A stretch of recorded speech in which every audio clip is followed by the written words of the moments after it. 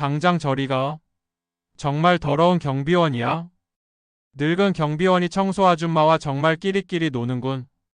여기 좀 당장 치워요.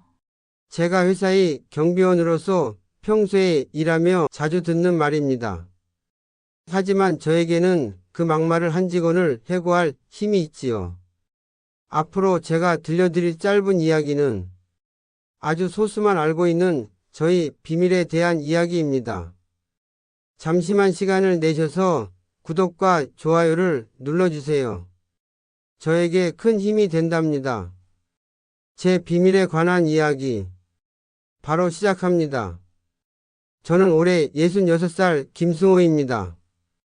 저는 사람들 앞에 서는 것보다는 조용한 구석에 있는 게 편해요.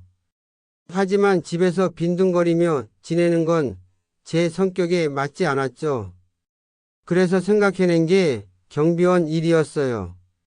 집 근처 회사 건물이 경비원으로 지원한 거죠. 물론 자식들과 부인은 펄쩍 뛰며 반대했습니다. 하지만 저는 고집을 꺾지 않았습니다. 최대한 사람들과 어울리고 싶었고 무언가 의미 있는 일을 하고 싶었거든요. 첫 출근 날 경비복을 입고 건물 로비에 섰을 때의 기분을 잊을 수 없습니다. 새로운 시작이라는 설렘과 함께 묘한 해방감이 들었어요. 저는 이곳에서 그저 새로운 늙은 경비원일 뿐이었죠. 사람들은 저를 김경비라고 불렀습니다. 처음에는 어색했지만 점점 익숙해졌어요. 오히려 자유로워진 기분이었습니다. 몇 달이 지나면서 건물 사람들과 친해졌습니다.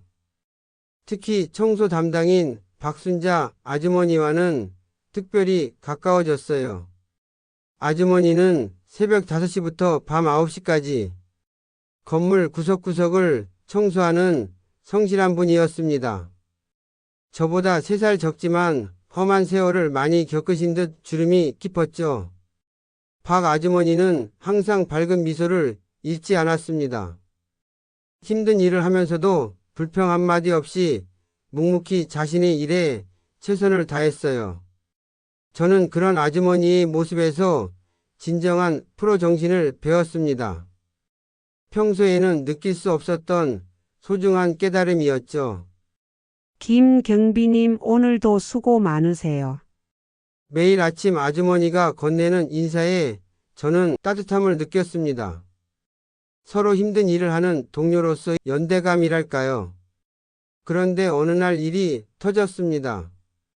평소보다 일찍 출근해서 로비 청소를 도와주고 있을 때였어요. 박 아주머니가 엘리베이터 앞을 닫고 있는데 한 남자가 성큼성큼 다가왔습니다. 그 남자는 우리 회사 마케팅팀의 과장인 최민수였습니다. 30대 중반쯤 되어 보이는 키 큰 남자였죠. 평소에도 거만한 태도로 유명했지만 그날은 특히 심했어요. 야, 이 할멈아. 최민수가 갑자기 소리를 질렀습니다. 박 아주머니가 깜짝 놀라며 돌아봤어요. 저도 무슨 일인가 싶어 가까이 다가갔습니다. 어제 내 사무실 청소 제대로 안 했지? 쓰레기통에 휴지 하나가 그대로 있더라고. 최민수의 목소리가 건물 로비에 울려 퍼졌습니다. 박 아주머니는 당황한 표정으로 고개를 숙였어요. 죄송합니다. 제가 실수했나 봅니다.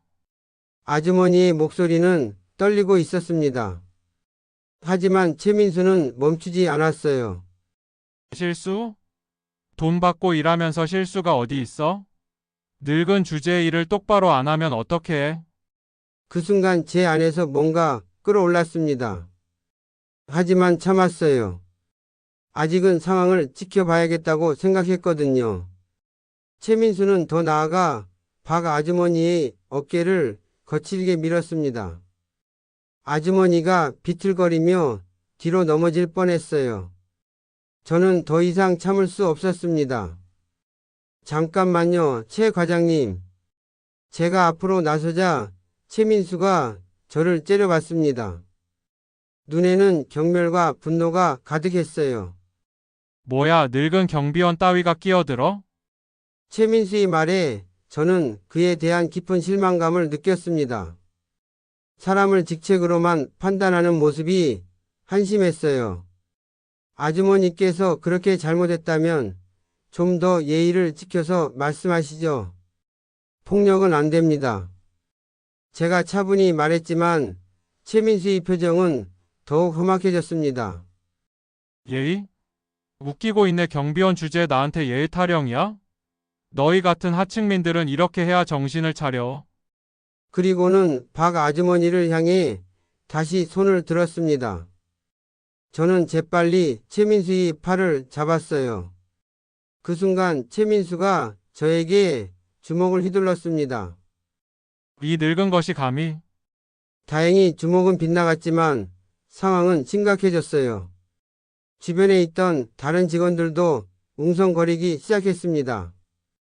그때 마침 건물주인 이 상무가 나타났습니다. 상을 파악한 이 상무의 얼굴이 새하얗게 변했습니다. 최 과장, 당신 지금 뭐 하는 거야?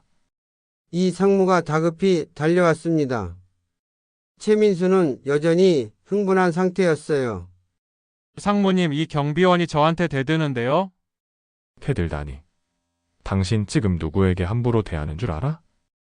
이 상무의 목소리가 떨렸습니다. 저는 고개를 저으며 말했어요. 상무님, 괜찮습니다.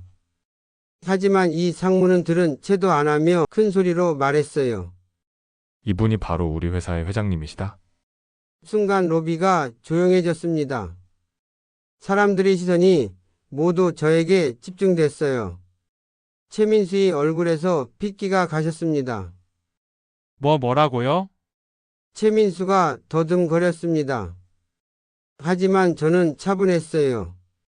오히려 이제서야 진짜 모습을 보여줄 때가 왔다는 생각이 들었습니다. 평생을 사업에만 매달려 살다 보니 어느새 대기업이 회장 자리에 앉아 있었죠. 하지만 저는 언론에 나오는 걸 극도로 싫어했습니다. 회사 일은 이미 아들과 딸에게 맡기고 저는 유자적한 삶을 즐기고 있었죠. 그래, 나는 이 회사의 회장이다. 하지만 그건 중요하지 않아. 제 목소리에는 분명한 권위가 담겨 있었습니다. 최민수는 입을 벌린 채 말을 잇지 못했어요. 중요한 건 내가 사람을 대하는 태도다. 박 아주머니는 새벽부터 밤늦게까지 이 건물을 위해 일하시는 분이야. 그런 분에게 폭력을 휘두르고 모독을 하다니. 최민수가 무릎을 꿇으며 말했습니다. 죄송합니다. 몰랐습니다. 몰랐다고? 내가 회장이어서 미안해하는 거야? 아니면 잘못해서 미안해하는 거야? 제 질문에 최민수는 대답하지 못했습니다. 저는 계속해서 말했어요. 만약 내가 정말 그냥 경비원이었다면, 박 아주머니가 정말 그냥 청소 아주머니였다면 그래도 괜찮았을 거야. 최민수는 고개를 들지 못했습니다. 저는 단호하게 말했어요. 내가 사람을 대하는 태도는 이미 우리 회사 사람으로서 자격이 없다는 걸 보여줬어. 지금 당장 사표를 쓰든지 아니면 해고당하든지 선택해. 회장님, 제발 한 번만 봐주세요. 최민수가 울먹이며 매달렸지만 저는 마음을 바꾸지 않았습니다.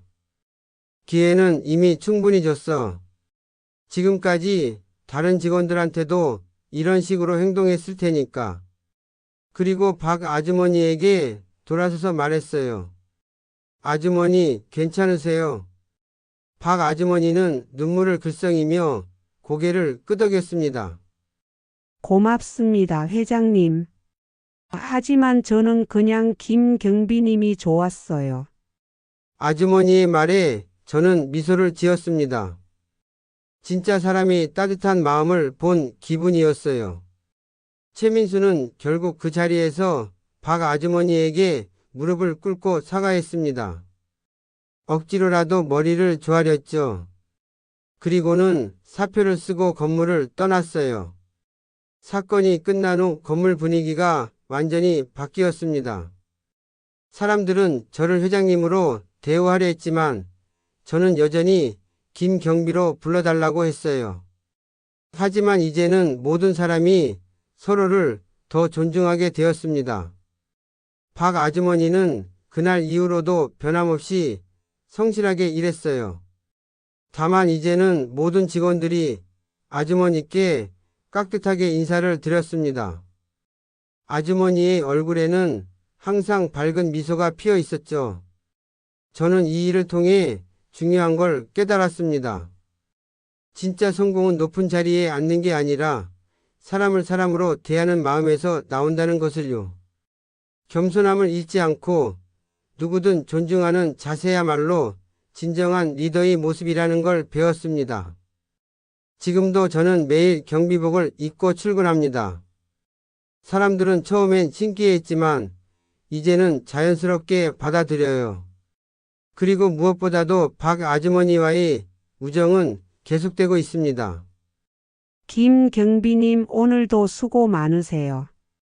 매일 아침 들리는 아주머니의 인사는 여전히 제 하루를 따뜻하게 시작하게 해줍니다. 이제 저는 확신해요. 사람의 가치는 그 사람의 직책이나 재산이 아니라 다른 사람을 어떻게 대하느냐에 달려 있다는 것을요. 긴 시간 저희 이야기를 들어주셔서 감사합니다. 제 이야기가 어떠셨나요? 저희 이야기가 통쾌하셨다면 구독과 좋아요를 부탁드립니다. 저에게 큰 힘이 됩니다. 오늘도 좋은 하루 되세요.